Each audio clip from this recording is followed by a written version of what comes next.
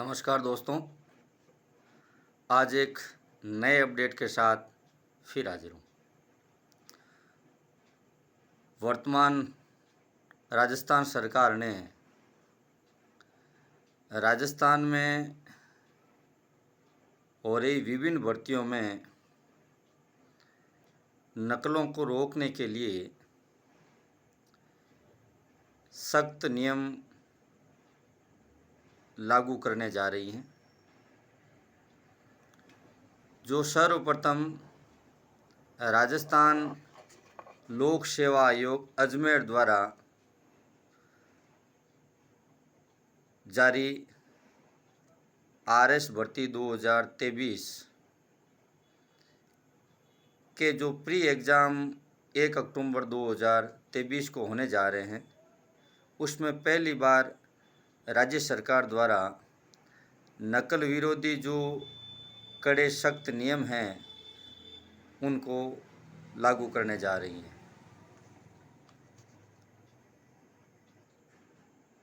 जिसमें सबसे पहला एक नियम है। हमेशा जब से कंपटीशन एग्ज़ाम शुरू हुए तब से लगाकर अब तक वैकल्पिक प्रश्न के अंदर 4 विकल्प दिए जाते थे, लेकिन कुछ परीक्षाओं के अंदर अभ्यर्थियों द्वारा यानी परीक्षार्थियों द्वारा ओएमआर शीट खाली छोड़ने पर उत्पन्न विवाद को देखते हुए वर्तमान सरकार ने एक 5वां विकल्प लागू करने का निर्णय लिया है, जिसका सर्वप्रथम जो प्रयोग है वो आरपीएससी अजमेर द्वारा निकली आरएस भर्ती 2023 के प्री एग्ज़ाम में उस पर ये लागू होगा पहली बार, जिसमें अब कैंडिडेट को हर सवाल का जवाब देना होगा, यानी 5 में से खाली नहीं छोड़ सकते हैं। और कैंडिडेट यानी अभ्यर्थी कोई भी यदि प्रश्न का जवाब नहीं देता है तो उनकी नेगेटिव मार्किंग होगी। और आयोग ने इस जो आरएस वाली भर्ती परीक्षा है इसमें इस नियम को लागू किया है। और अब तक इस एग्ज़ाम में सवाल के जवाब में 4 विकल्प होते थे, लेकिन अब आरएस प्री 2023 के जो एग्ज़ाम 1 अक्टूबर को होने जा रहे हैं उसमें 5 ऑप्शन मिलेंगे, जिसका मतलब होता है कि 5वां ऑप्शन है, उसका मतलब ये है कि सवाल हल करने की सहमति। अगर कैंडिडेट को किसी भी सवाल का जवाब नहीं आता है तो उसे 5वें ऑप्शन को सिलेक्ट करना होगा, जिसमें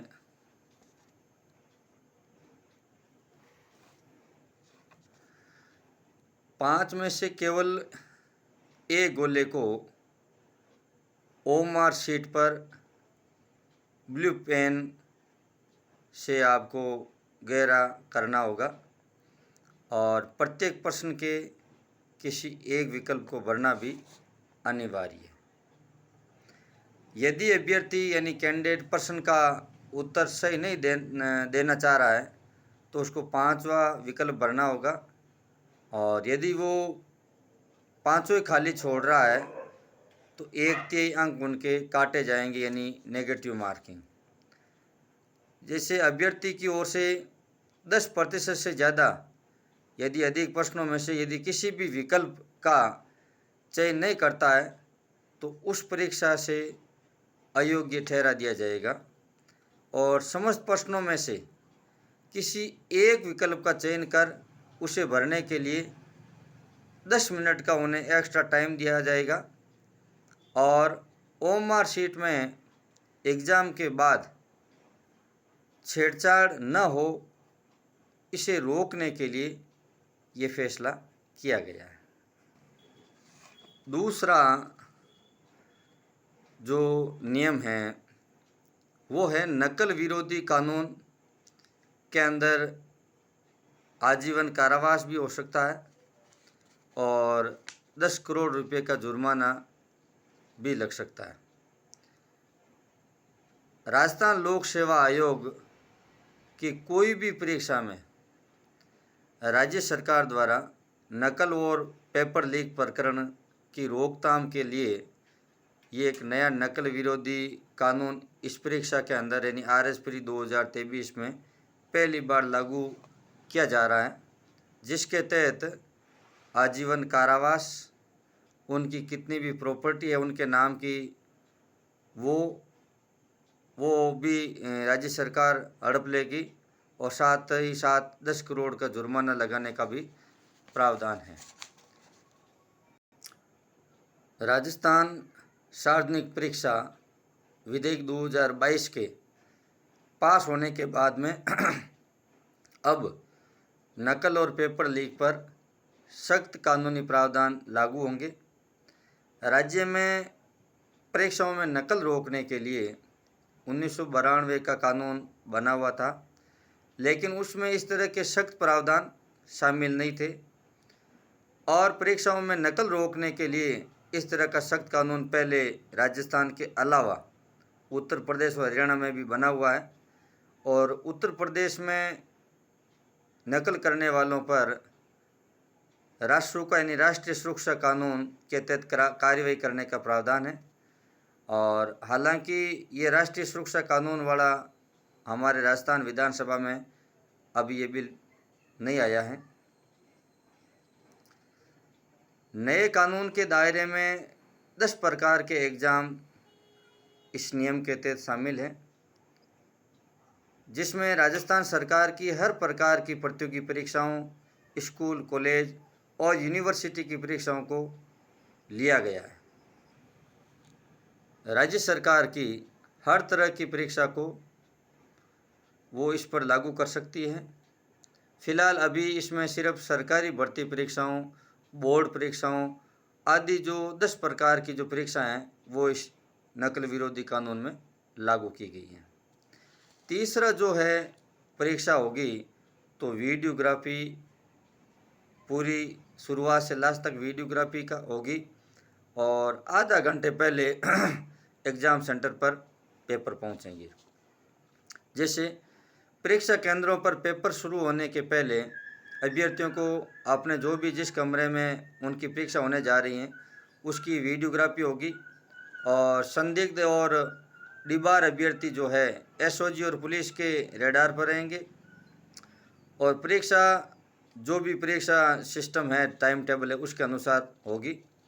परीक्षा केंद्र के अंदर अभ्यर्थियों को सुबह जिस समय परीक्षा शुरू होगी उससे 1 घंटे पहले तक ही प्रवेश दिया जाएगा और उसके बाद परीक्षा कक्ष में जो बैठे अभ्यर्थी हैं उनकी वीडियोग्राफी होगी ताकि कोई भी मुन्ना भाई का भी पता आसानी से लग सके। और इस बार जो RS प्री वाली परीक्षा है उन केंद्रों पर पेपर भी परीक्षा शुरू होने से मात्र आधा घंटे पहले ही पहुंचाए जाएंगे और साथ ही साथ पेपर की भी वीडियोग्राफी होगी। चौथा जो है नियम उस कानून में, चयन प्रक्रिया पूर्ण होने तक सुरक्षित रखनी होगी OMR शीट की कॉपी। कई बार क्या होता है कि रिजल्ट जारी करने के बाद में OMR शीट इधर उधर हो जाती हैं, लेकिन जब तक पूर्ण रूप से प्रक्रिया नहीं हो तब तक OMR शीट सुरक्षित रहनी चाहिए। अभ्यर्थियों को परीक्षा समाप्ति पर पूरी OMR शीट वीक्षक को सौंपनी होगी और वीक्षक उसकी मूल जो प्रति है उसको खुद के पास जमा करके कार्बन कॉपी है वो परीक्षार्थी को देंगे और इस कार्बन कॉपी को जो परीक्षार्थी अपने पास साथ ले जा सकेगा परीक्षा के बाद और चयन प्रक्रिया पूर्ण होने तक परीक्षार्थी को इस कार्बन कॉपी को सुरक्षित रखना होगा, आयोग की ओर से मांगने पर प्रस्तुत करना होगा। यदि कभी आपके दिमाग में ऐसा सवाल आ जाए कि मेरे इतने बन रहे थे और RPC द्वारा जो जारी रिजल्ट निकला है उसमें मेरे इतने बन रहे हैं, तो उनकी OMR शीट से और आपकी OMR शीट से मिलान करके ये पता लगाया जा सकता है कि आपकी OMR शीट में कोई छेड़खानी तो नहीं हुई। अगला, परीक्षा से पहले जो प्रवेश पत्र थे, पहले कम से कम 10 या 15 दिन पहले प्रवेश पत्र निकल जाते थे, लेकिन अब सिस्टम इस नए कानून के तहत बिल्कुल बदल दिया गया। अब इसमें 5-7 दिन पहले तो सिर्फ आपका किस जिले में परीक्षा होगी उस जिला का नाम ओपन किया जाएगा और उसके बाद में मात्र 3 दिन पहले ही आपके जो प्रवेश पत्र है वो अपलोड होंगे।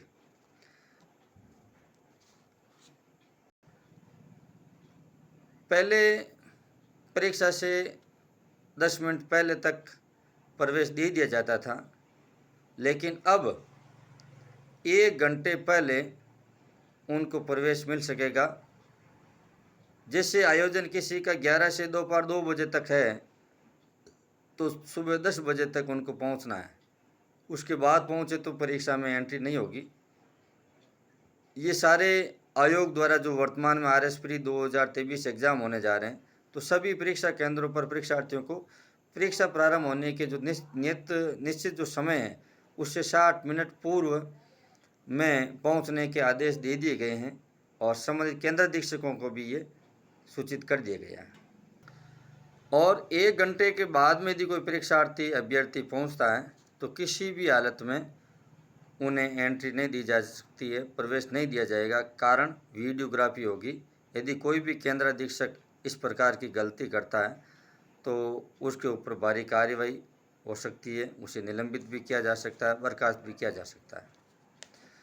नई जो गाइडलाइन है उसका अनुसरण करने के लिए भी, चाहे वो अभ्यर्थी परीक्षार्थी है, चाहे वीक्षक है, चाहे केंद्र अधीक्षक है, चाहे कोई भी प्रकार का परीक्षा से जुड़ा कार्मिक है, वो सब है, सेंटर पर परीक्षा केंद्र पर जो अभ्यर्थियों की मेटल डिटेक्टर से भी जांच की जाएगी और पूरी जांच सारे डॉक्यूमेंट देखने के बाद ही एंट्री की जाएगी कि प्रवेश पत्र पर जो नाम फोटो है वो डिटेल के पास, उनके पास जो ID प्रूफ है वो सेम मैच खा रही कि नहीं खा रही।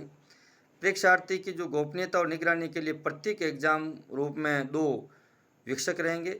इन्हें इस बार सेंटर रैंडमली दिया जाएगा।